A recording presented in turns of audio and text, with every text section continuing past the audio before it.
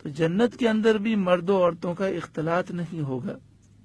فَيَقُولُ لَهُمْ أَهْلُوهُمْ وَاللَّهِ لَقَدْ ازْدَدْتُمْ بَعْدَنَا حُسْنًا وَجَمَالًا. ان سے ان کے گھر والے کہیں گے، ان کی ازواج کہیں گی، اللہ کی قسم تم تو ہمارے پیچھے حسن و جمال میں بہت بڑھ گئے.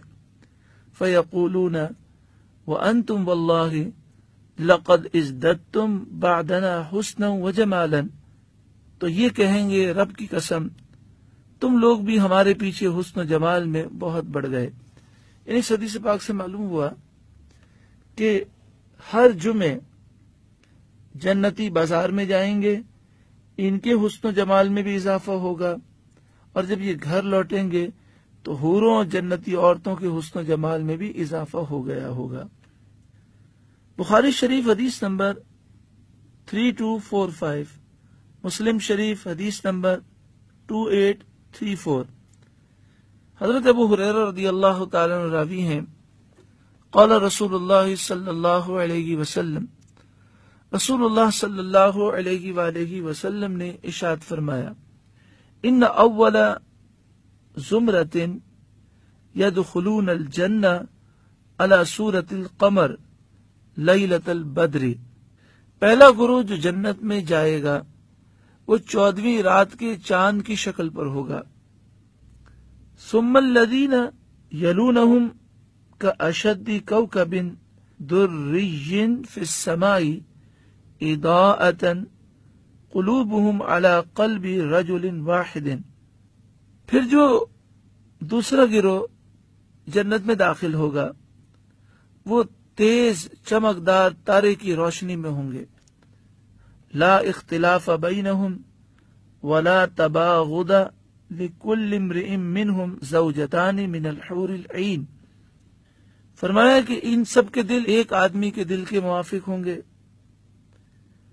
کہ نہ ان میں مخالفت ہوگی نہ بغض ہوگا، اور ان میں سے ہر شخص کی 2 ازواج ہوں گی بڑی آنکھوں والی حوریں. محترم پیارے بھائیوں، جنت کی فضائل ہم سنتے رہتے ہیں.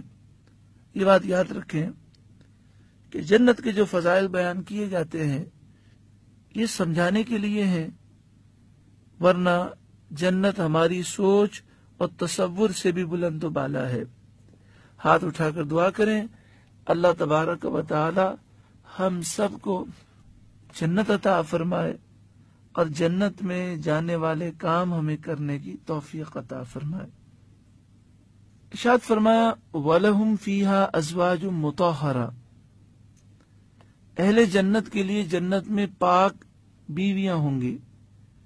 بیویوں سے مراد خوبصورت بڑی آنکھوں والی حوریں ہیں، اور پاکیزہ ہونے سے مراد یہ ہے کہ وہ پیشاب، قضائے حاجت، حیض اور تمام گندگیوں سے پاک ہوں گی. ایک قول یہ ہے کہ پاک بیویوں سے مراد وہ بوڑھی عورتیں ہیں جو دنیا میں عیبدار تھیں، لیکن جب جنت میں جائیں گی تو دنیا کی تمام گندگیوں سے انہیں پاک کر دیا جائے گا اور ساری بیماریاں اور ساری کمزوریاں دور کر دی جائیں گی. ایک قول یہ ہے کہ وہ بیویاں برے اخلاق سے بالکل پاک ہوں گی. وَهُمْ فِيهَا خَالِدُونَ.